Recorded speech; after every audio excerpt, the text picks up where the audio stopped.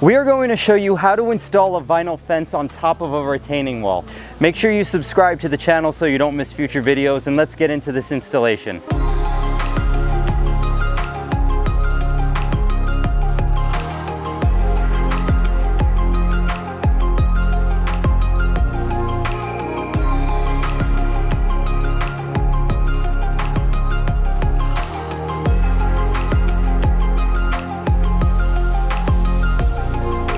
We need to start this installation by clearing some of the overgrown plants. First, we are going to mark the locations of our posts across this retaining wall. We're going to start over at the end post, measure over the length of our section, and make a mark where the post is going to be.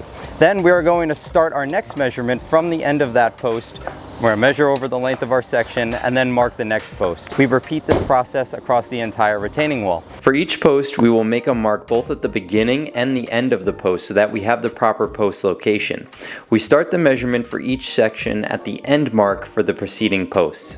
Now, at the very end of the retaining wall, we are going to have a shorter section. It is going to be 65 inches as opposed to a typical 96-inch section.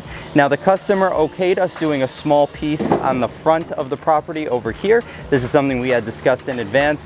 Your other option would be to cut each section across the retaining wall custom, but that's a little bit more expensive because it requires additional labor as we have to custom cut each section. In this case, the customer was okay with a small section in the front. Now, once we have the location of each hole, we are going to take our base skirts. The base skirts are really nice. They provide a good transition between the retaining wall and the post, a lot more decorative than if you just start the post coming out of the retaining wall. We take that base skirt, we place it in the location, and we trace the outside with a red pencil. Then we trace the inside with the red pencil. Then we're going to take our skirt, we're going to line it up corner to corner, and we're going to make an X. The center of that X marks the location at which we are going to core drill. To set the posts along this retaining wall, we first have to install pipe into the retaining wall. We're going to use a core drill. This core drill here will allow us to drill a round hole directly into the retaining wall without doing any damage to the wall. We're going to connect a hose to the core drill and water will come out the bit. That'll prevent the stone and the drill bit from overheating as we drill. Now, the first step in core drilling is to mark the hole dry with the core drill. Now, when you first place the core drill down on a retaining wall and turn it on, it could skip around and scratch up the retaining wall. So to prevent this, we have here a core drill template, we call it. This is just a piece of wood that we drilled different size drill bits into. So that way we would place the template down and start the hole, and we know it's not going to skip around. You simply place your foot on one end of the template, put your core drill in, start the hole, and it'll make a nice divot where the hole is going to go. So simply down the retaining wall, we're going to place the template in the center of each X that we made, and we're going to mark these holes dry.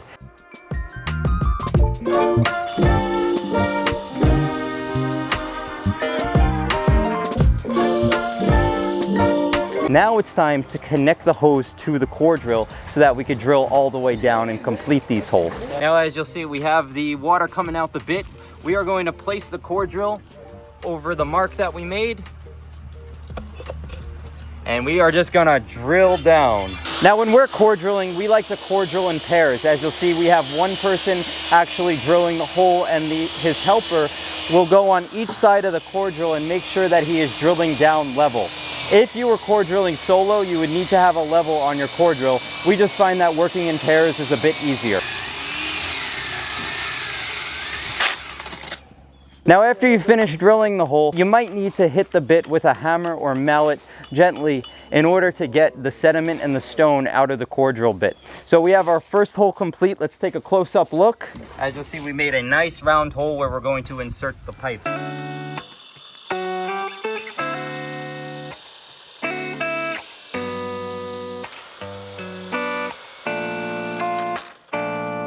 Now we are on the third hole of this fence line. Let's watch Hersan do this again. We're going to speed things up a little bit.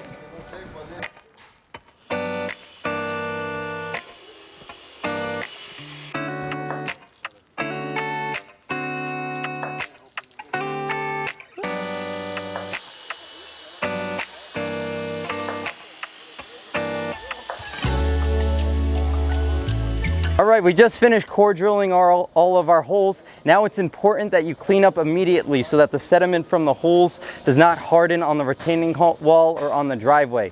So right after we're done core drilling, we are going to clean everything off completely before we move on to the next step.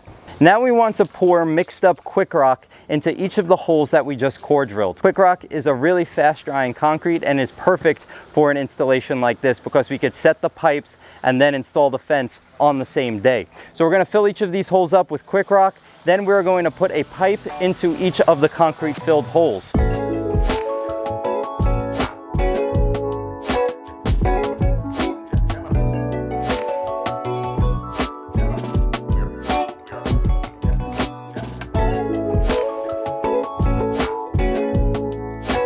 Now this concrete dries really fast, so it's important that as the concrete is drying, you make sure that each of the pipe are plumb. After all the pipe are set, it's imperative that you clean immediately because like I said, this concrete dries quickly. So you want to make sure that you get all the concrete off of the retaining wall and off of the driveway while it's still wet. Once it dries, it's significantly harder to clean. Now, for these posts, we just took a 5x5x9, which is a standard stock post, and we cut it in half and then put it in our CNC machine to route for a 4-foot solid fence. We did this because since we're not going down into the ground with these posts, we don't need a substantial amount of post below the bottom hole.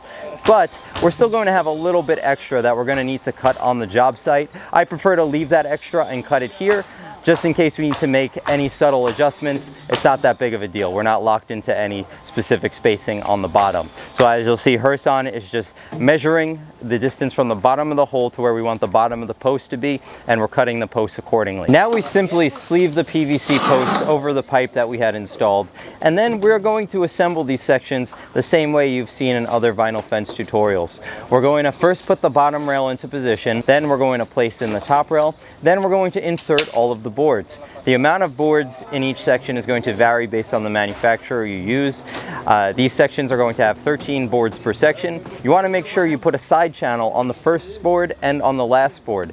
This is going to provide a nice flush transition between the boards and the posts. When you're up to the last board of your section, you'll probably need to slide out the top rail for 1 second so that you can get that last board in there. Then you are simply going to place it back into the post. After assembling the section, we put a screw in the top rail flush against the post. This will prevent the top rail from sliding out.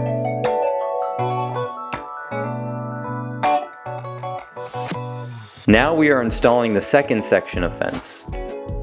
Now that we have the first two sections installed, we're going to secure this line post over here. We simply fill it up with concrete so that way when the concrete dries, the PVC post will be adhered to the pipe installed inside of it.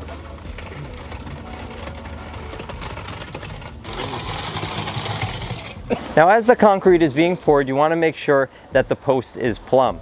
Now the reason we wait till we have the following section installed before we put concrete inside the post is because if you look at this post right here, the holes are facing out. If you pour concrete in here, it is just going to come out the bottom hole and make a mess. So for this post, just like we did with this one, we're going to install this section, get it all assembled, and then afterwards we will put concrete inside so that way we secure the post nice and strong. Now we are just making our way down the retaining wall, installing this beautiful 4-foot high solid vinyl fence.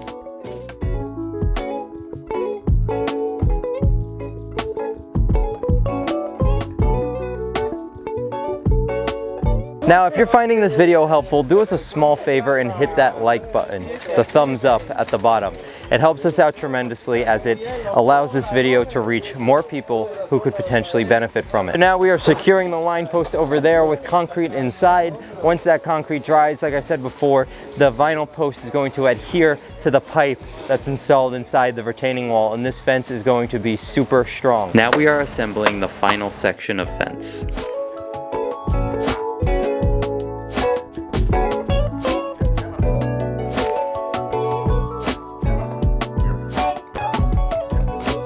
For the last section, we're going to have to cut the last picket as we have a small little space left over at the end. Easiest way to do that is to measure the space at the end of the section, then take your board and mark that distance on the bottom of the board and on the top of the board.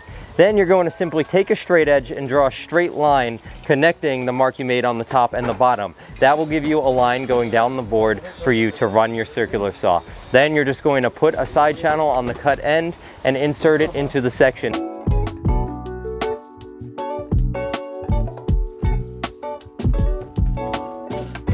Now, as you'll see, we have a complete section here. We are going to secure this line post with concrete, just like you've seen us do before. And then we are going to put concrete in the final end post over here. Now, if you like what you saw in this video and you're interested in having a fence installed at your house, or if you would like to place material orders for delivery, you can simply text or call me directly with this number right here. That's my direct cell, so you'll get me right away. I'll be the one answering, and I'd be happy to help you. Now we are just finishing up the fence line here by putting concrete inside the end post, and I am excited to see the final product here.